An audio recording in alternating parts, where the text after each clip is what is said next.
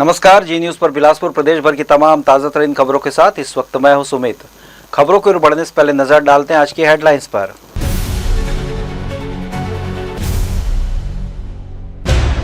असम चुनाव में एनडीए के समर्थन में उतरे तोकन साहू, बिजनी में नामांकन रैली बनी शक्ति प्रदर्शन, हजारों की भीड़ से गठबंधन की मजबूती साफ। छत्तीसगढ़ में स्टाम्प ड्यूटी सेस खत्म, 12% से सीधे शून्य, सरकार का दावा 3 करोड़ जनता को राहत, जमीन रजिस्ट्रेशन होगा सस्ता।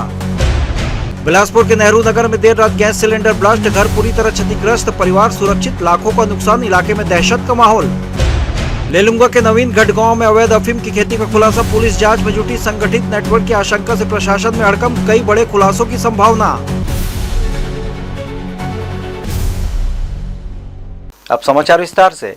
असम चुनाव में एनडीए के पक्ष में माहौल बनाने के लिए केंद्रीय राज्य मंत्री बिलासपुर सांसद तोकन साहू लगातार सक्रिय नजर आ रहे हैं। उनके पहुंचते ही भारत माता की जय और एनडीए जिंदाबाद के नारों से माहौल गूंज उठा। बिजनी विधानसभा क्षेत्र में उनकी मौजूदगी ने कार्यकर्ताओं में नया जोश भर दिया, जहां नामांकन रैली जन सैलाब में बदल गई। हजारों की भीड़ ने रैली को शक्ति प्रदर्शन का रूप दे दिया।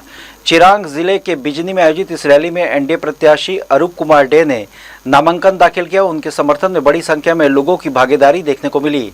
रैली को संबोधित करते हुए पूर्व बीटीसी चीफ हंग्रामा मोहली ने एनडीए की एकजुटता को जीत की गारंटी बताया।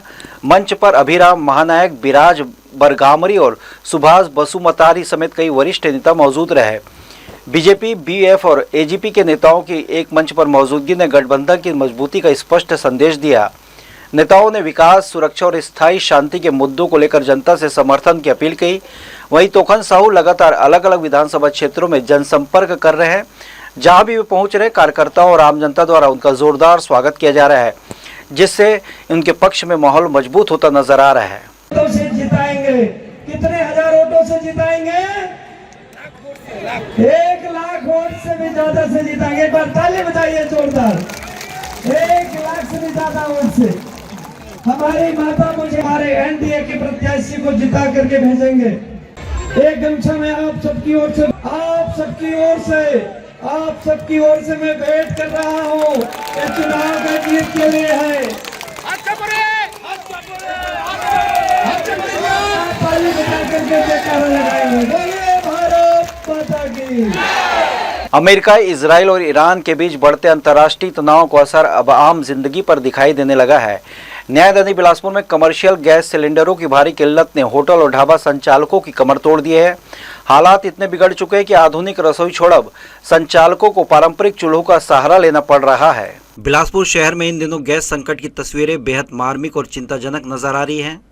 जहां पहले गैस सिलेंडरों पर चंद मिनटों में खाना तैयार हो जाता था, वहीं अब लकड़ी और कोयले के धुएं के बीच घंटों की मेहनत के बाद भोजन पकाया जा रहा है। शहर के कई इलाकों में हमारी टीम ने देखा कि ढाबा संचालक ड्रम काट कर देसी बर्नर बना रहे हैं। इन अस्थायी चूल्हों में ब्लोअर और पंखे लगाकर आग को तेज किया जा रहा है, ताकि किसी तरह ग्राहकों को समय पर खाना मिल सके। यह जुगाड़ सिर्फ तकनीक नहीं बल्कि मजबूरी की तस्वीर बयां कर रही है। होटल संचालकों का कहना है कि गैस सिलेंडर समय पर उपलब्ध नहीं हो पा रहे। कारोबार बंद करना उनके लिए संभव नहीं, क्योंकि इसी से परिवार की रोजी रोटी जुड़ी है। ऐसे में धुएं और अतिरिक्त मेहनत के बीच काम करना उनकी मजबूरी बन गया। कभी कहीं मिल नहीं रहा है, तो ये सब तो बहुत परेशानी हो रहा है। तो हम चूल्हा से ही खाना बना रहे हैं। लकड़ी की रेट बढ़ गया है। कितना होगा? 800 रुपये मिल रहा है। तो लकड़ी ही जला रहे हैं। आइडिया कैसे आया तुम्हें जला? इतना धुआं है और ये शहरी क्षेत्र में क्या निगम वाले भी हाँ, तो क्या करें, मजबूरी बंद तो कर नहीं सकती कि रोजी रोटी है, कुछ चलता है काम हम लोग का। कर्मचारियों तो चूल्हा भी हम लोग का आया, पुराने जैसे गाँव में करते हैं, तो गाँव से ग्रामीण से हम लोग सीखे हैं, चूल्हा जला चुके हैं। इसलिए चूल्हा में बना रहे हैं खाना। अब कब तक आएगी गैस हम लोग को कुछ पता नहीं। तो ये चूल्हा जलाने से परेशानी नहीं हो रही? बहुत परेशानी हो रहा है। क्या करें, तो मजबूरी में बनाना ही पड़ेगा। कितना बल्ले बल्ले होता। कितना दिन से गैस खत्म हो गई? अभी 1 हफ्ता हो गया सर। और पता किए गैस को इसके बारे में मार्केट किए हैं, लेकिन मिल ही नहीं रहा है गैस। खाना बना रहे हैं। मेरे यहाँ सभी महिलाएं काम करती हैं। उन लोग मेरे को बोलते हैं, आंटी ये हमारी रोजी रोटी कैसे चलेगी? तो मैं बोली कि हम लोग लेडीज़ हैं, महिला हैं, हमें भगवान ने इतनी शक्ति दी है, हमारी रोजी रोटी चलेगी और हम सबको खाना खिलाएंगे। इसलिए हम 3-3 चूल्हे में खाना बना के सबको खिला रहे हैं शुद्ध खाना, घर का खाना, देसी खाना। एजुकेशन वाले के यहाँ लेके गए, एकदम को 2 टुकड़ा किया और होल कर उसमें लोहे की राड बिछा के जाली बना दिया, उसी में जला दिया। कितना पैसा लिया आपसे? पूरे ड्रम का कितना कॉस्ट पड़ा एक ड्रम का? ड्रम अलग से खरीदा 800 का और 2 भट्टी बनाने का 3000। इसमें कुछ नहीं लगता। इतना महंगाई भी बढ़ा दिए गए हैं, मतलब अभी तत्कालीन महंगाई बढ़ गई है, आप ये मानते हैं? अब हमको जरूरत, अब जितना मूल्य हमको देना है। और सिलेंडर नहीं मिल रहा है क्या? नहीं रहा, कहीं से नहीं आ रहा। गैस की तुलना में इन पारंपरिक चूल्हों पर खाना बनाने में अधिक समय और श्रम लगता है, जिससे काम की गति धीमी हो गई है। वहीं इसका सीधा असर ग्राहकों पर भी पड़ रहा है, जिन्हें अब इंतजार के साथ साथ बढ़ती कीमतों का सामना करना पड़ सकता है। फिलहाल यदि जल्दी गैस आपूर्ति सामान्य नहीं हुई तो ये संकट और गहराने की आशंका है। सवाल यही है कि प्रशासन समय रहते इस समस्या का समाधान निकाल पाएगा या फिर बिलासपुर की रसोई यूं ही जुगाड़ और संघर्ष के सहारे चलती रहेगी। जी न्यूज़ के लिए कैमरामैन गोपाल मौर्य के साथ मोहम्मद नासिर की रिपोर्ट। देश में बढ़ती महंगाई और अंतर्राष्ट्रीय हालात के बीच घरेलू गैस सिलेंडर को लेकर लागू किया गया नियम अब आम लोगों के लिए परेशानी का कारण बनता जा रहा है। सरकार द्वारा शहरी क्षेत्रों में 25 दिन और ग्रामीण क्षेत्रों में 45 दिन के बाद ही गैस सिलेंडर बुकिंग की व्यवस्था लागू किए जाने से लोगों में असंतोष देखने को मिल रहा है। खासतौर पर ग्रामीण इलाकों में इसका असर ज़्यादा महसूस किया जा रहा है। ग्रामीण क्षेत्रों के लोगों ने अपनी समस्याएं खुलकर सामने रखी। उनका कहना है कि गांव में परिवार बड़े होते हैं, जहां 10 से 12 सदस्य तक एक साथ रहते हैं। ऐसे में एक गैस सिलेंडर मुश्किल से 25 से 30 दिनों तक ही चल पाता है, लेकिन नए नियम के कारण उन्हें 45 दिन का इंतजार करना पड़ रहा है। महिलाओं का कहना है कि मजबूरी में उन्हें फिर से पारंपरिक चूल्हे का सहारा लेना पड़ रहा है। इससे न केवल उनकी दैनिक दिनचर्या प्रभावित हो रही है, बल्कि धुएं के कारण उनके स्वास्थ्य पर भी गंभीर असर पड़ रहा है। आंखों में जलन, सांस लेने में तकलीफ जैसी समस्याएं फिर से बढ़ने लगी है। लोगों ने इसे तुरंत जल्द से जल्द गैस सिलेंडर को उपलब्ध कराने के लिए नया नियम लागू करने के लिए भी कहा है।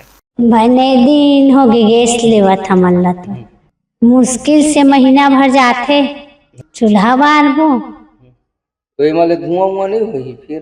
अब धुआं होगी तो क्या करबो, खाना बनाना जरूरी है। छत्तीसगढ़ में अवैध अफीम की खेती को लेकर सियासत तेज होती जा रही है। दुर्ग और बलरामपुर के बाद अब रायगढ़ जिले में अफीम की खेती का बड़ा मामला सामने आने से प्रशासन और राजनीतिक गलियारों में हलचल मच गई है। लगातार सामने आ रहे मामलों ने इस मुद्दे को गंभीर बना दिया है। अफीम के मामलों ने पूरे घटनाक्रम को लेकर विपक्ष ने भाजपा सरकार पर तीखा हमला बोला। पूर्व मुख्यमंत्री भूपेश बघेल समेत विपक्षी नेताओं ने आरोप लगाया कि डबल इंजन सरकार के दौरान प्रदेश में नशीली फसलों का जाल फैला रहा है, जिससे युवाओं का भविष्य खतरे में पड़ रहा है। साथ ही कुछ मामलों में सत्तारूढ़ दल से जुड़े लोगों के नाम सामने आने के बाद भी आरोप लगाए जा रहे हैं। वहीं प्रशासन ने स्पष्ट किया है कि अवैध अफीम की खेती के खिलाफ लगातार कार्रवाई जारी है और किसी भी दोषी को बख्शा नहीं जाएगा। लगातार उजागर हो रहे इन मामलों ने छत्तीसगढ़ की राजनीति को गरमा दिया है और आने वाले समय में यह मुद्दा और ज्यादा तूल पकड़ सकता है। दुर्ग बलरामपुर जिले के बाद तमनार रायगढ़ में अफीम की खेती की जानकारी मिली है। भाजपा के सरकार में, विष्णुदेव की सरकार में, डबल इंजन के सरकार में पूरे छत्तीसगढ़ के लोगों को अफीम एक गैर कानूनी और तेज नशा वाले खेती के तरफ पूरे छत्तीसगढ़ को धकेलने का काम ही सरकार कर रही है। अभी एक अपुष्ट जानकारी मिली जिसमें मुझे नगरी सिहावा में भी अफीम की खेती की जा रही है।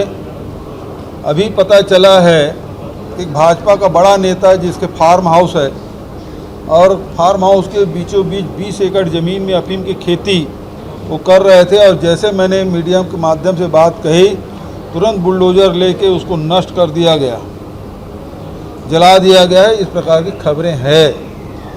तो लगातार एक एक करके अफीम की खेती सामने आते जा रहा है। अब पूरे ये 2 वर्षों में ये अफीम की खेती में बड़ी तेज़ी आई है जब से विष्णुदेव की सरकार बनी है और इसमें भारतीय जनता पार्टी के लोगों की संलिप्तता, चाहे दुर्ग में विनायक ताम्रकर की बात करें, चाहे बलरामपुर में वहाँ के पूर्व सरपंच की बात कहें, ये सब लोग भारतीय जनता पार्टी से जुड़े हुए लोग हैं और भारतीय जनता पार्टी पूरे प्रदेश को नशा में डुबो देना चाहती है। छत्तीसगढ़ विधानसभा में प्रदेश के करीब 3 करोड़ जनता के हित में एक महत्वपूर्ण संशोधन विधेयक पारित किया गया है। इस निर्णय पर प्रदेश सरकार ने सभी नागरिकों को बधाई और शुभकामनाएं दी हैं। सरकार का कहना है कि कदम आम लोगों को राहत देने और आर्थिक बोझ को कम करने की दिशा में बड़ा प्रयास है। विधेयक के तहत भूमि पंजीयन पर लगने वाला स्टाम्प ड्यूटी सेस में बड़ा बदलाव किया गया है। पहले इस पर 5% सेस लागू था, जिसे पूर्ववर्ती कांग्रेस सरकार ने राजीव मितान क्लब के नाम पर बढ़ाकर 12% कर दिया था। अब वर्तमान सरकार ने इस सेस को पूरी तरह समाप्त करते हुए 0% कर दिया। सरकार का दावा है कि इस फैसले से जमीन की रजिस्ट्री सस्ती होगी, आम लोगों को सीधा आर्थिक लाभ मिलेगा, साथ ही इससे रियल एस्टेट के सेक्टर को भी बढ़ावा मिलने की उम्मीद है। इसे प्रधानमंत्री के सुधारवादी दृष्टिकोण का हिस्सा बताते हुए सरकार ने कहा कि यह कदम विकास और पारदर्शिता की दिशा में मील का पत्थर साबित होगा। चुनावी और सांगठनिक दायित्वों के निर्वहन के लिए मैं असम एयरपोर्ट पहुंच चुका हूं और आज छत्तीसगढ़ विधानसभा में छत्तीसगढ़ के 3 करोड़ जनता जनार्दन के हित में एक बहुत ही अच्छा संशोधन विधेयक पारित हुआ। उसके लिए मैं हमारे छत्तीसगढ़ के 3 करोड़ भाई बहनों को बहुत बहुत बधाई और शुभकामना देता हूं। ये मोदी जी के रिफॉर्म एक्सप्रेस का एक हिस्सा है। इसमें लैंड रजिस्ट्रेशन में जो स्टाम्प ड्यूटी पर पहले 5% सेस लगता था, उसे कांग्रेस की तत्कालीन सरकार ने राजीव मितान क्लब के नाम पर 5% से बढ़ाकर 12% कर दिया था। इसे वापस हमने न केवल 12% से 5% वापस लाया है, बल्कि 12% से हम सीधा 0% पर ला दिए हैं। इससे छत्तीसगढ़ की जनता को लगभग 150 करोड़ प्रतिवर्ष का लाभ मिलेगा, उतने की राहत मिलेगी। वित्त वर्ष के समापन के साथ ही सभी शासकीय विभाग अपने अपने लक्ष्यों को हासिल करने में जुट गए हैं। इसी क्रम में बिलासपुर नगर निगम भी संपत्ति कर वसूली में तेजी लाते हुए अपने निर्धारित लक्ष्य के करीब पहुंच चुका है। नगर निगम को इस वित्त वर्ष में संपत्ति कर और समेकित कर सहित कुल 126 करोड़ रुपए की वसूली करनी है, जिसमें से अब तक करीब 92 करोड़ रुपए की राशि वसूली की जा चुकी है। नगर निगम के अधिकारियों को कहने कि आगामी 7 से 8 दिनों में शेष लक्ष्य भी प्राप्त कर लिया जाएगा। इसके लिए अधिकारी कर्मचारी लगातार करदाताओं से संपर्क कर रहे हैं, उन्हें समय पर कर जमा करने के लिए प्रेरित कर रहे हैं।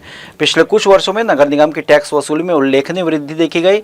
इसका सकारात्मक असर निगम की आर्थिक स्थिति पर पड़ा है, जिससे शहर की व्यवस्थाओं में सुधार आया है। अधिकारियों का मानना है यदि इसी तरह वसूली का कार्य जारी रहा तो नगर निगम आत्मनिर्भर बनने के साथ साथ शहर के विकास कार्यों में भी अधिक योगदान दे सकेगा। वर्तमान देखेंगे तो हमारा कुल टारगेट जो है 126 करोड़ का है। अभी 92 करोड़ की वसूली हो गई है, लगभग 80% की वसूली कर ली है, 10-20% बाकी है। तो विगत 6-7 दिनों में 1 हफ्ता 10 दिन का समय जो बचा है उससे हम कर रहे हैं ज़्यादा से ज़्यादा प्रयास कि हमारा वसूली हो जाए और आने वाले पिछले वर्ष से हम लोग का वसूली जो था वो अधिक हो चुका है। इस बार भी हमारा लक्ष्य रहेगा कि 100% वसूली करें। एयरपोर्ट अथॉरिटी द्वारा हर साल समर और विंटर शेड्यूल के तहत हवाई सेवाओं का संचालन किया जाता है, लेकिन इस बार समर शेड्यूल जारी होने में देरी से यात्रियों को परेशानियों का सामना करना पड़ रहा है। जानकारी के अनुसार 28 मार्च तक विंटर शेड्यूल लागू था, जबकि इसके बाद लागू होने वाला समर शेड्यूल अब तक घोषित नहीं किया गया। स्थिति यह है कि बिलासपुर से 11 अप्रैल तक के लिए हवाई टिकट उपलब्ध है, लेकिन उसके बाद ही यात्रा के लिए बुकिंग नहीं हो पा रही। इससे नियमित यात्रियों में असमंजस और नाराजगी बढ़ती जा रही है। हवाई सेवा समिति से जुड़े सदस्यों ने भी इस स्थिति पर कड़ा विरोध जताया है। उनका आरोप है कि जानबूझकर तकनीकी खामियां बताकर बिलासपुर एयरपोर्ट की सेवाओं में बाधा डालने की कोशिश की जा रही है, जिससे यहां की हवाई सेवा प्रभावित हो रही है। समिति का कहना है कि लंबे समय से बेहतर हवाई सुविधा के लिए आंदोलन किया जा रहा है और कुछ सुधार भी हुए हैं, लेकिन बार बार आने वाली रुकावटें व्यवस्थाओं पर सवाल खड़े करती हैं। वहीं एयरपोर्ट अथॉरिटी का कहना है कि जल्द ही समर शेड्यूल जारी कर स्थिति सामान्य कर दी जाएगी। तो लगता है उस हवाई के चक्कर में हवाई जहाज तो एयरपोर्ट खुल गया है, पर यदि हम उड़ान की बात करें तो हमेशा अनिश्चितता की स्थिति रहती है। कभी मौसम खराब होता है तो नाइन लैंडिंग नहीं हो पाती है, अभी वर्तमान में शेड्यूल को लेकर बात होने लगी है। अविश्वास अनिश्चितता की स्थिति बिलासपुर एयरपोर्ट के साथ है और इसके लिए यदि पूर्ण रूप से कोई दोषी है तो हमारे जनप्रतिनिधि दोषी है, राज्य और केंद्र में बैठी सरकार दोषी है, क्योंकि उस तनिक भी चिंता नहीं कर रही है। उसकी ना नीति है ना नियत है कि बिलासपुर एयरपोर्ट पूर्ण विकसित बने, महानगरों का सीधी उड़ान प्रारंभ हो और 4C लाइसेंस मिले। हमारी हवाई सेवा जनसंघ के पिछले 6.5-7 साल से यहाँ पर धरने में बैठे हुए। आपको ये मालूम होगा कि हवाई सेवा जनसंघ समिति बिलासपुर में मसाल जुलूस से लेके बिलासपुर बंद से लेके रायपुर सीएम हाउस जाना, फिर दिल्ली में 2 बार जंतर मंतर में धरना देना, केंद्रीय उड्डयन मंत्री से और संघर्ष समिति के लोगों ने तरक्की की। अखिल भारतीय ग्राहक पंचायत द्वारा मार्च माह की आवश्यक बैठक का आयोजन किया गया। बैठक में संगठन के पदाधिकारियों ने विभिन्न जनहित मुद्दों पर चर्चा करते हुए आगामी माह के लिए कार्यक्रमों की रूपरेखा तय की। विशेष रूप से निजी स्कूलों द्वारा पुराने छात्रों से एडमिशन फीस वसूले जाने के मुद्दे को गंभीरता से लिया गया, जिसे गैर कानूनी बताते हुए इस संबंध में कलेक्टर को ज्ञापन सौंपने का निर्णय लिया गया। बैठक में पर्यावरण संरक्षण और जागरूकता को लेकर भी अहम निर्णय लिए गए। संगठन द्वारा स्कूलों में, कॉलेजों में जागरूकता कार्यक्रम आयोजित करने की योजना बनाई गई, जिसमें विद्यार्थियों में पर्यावरण के प्रति जिम्मेदारी की भावना विकसित हो सके। इसके साथ ही गरीब बस्तियों में जाकर लोगों को उनके अधिकारों और पर्यावरण संरक्षण के प्रति जागरूक करने का भी निर्णय लिया गया। सभी ने मिलकर तय कार्यक्रमों को सफलतापूर्वक क्रियान्वित करने का संकल्प लिया।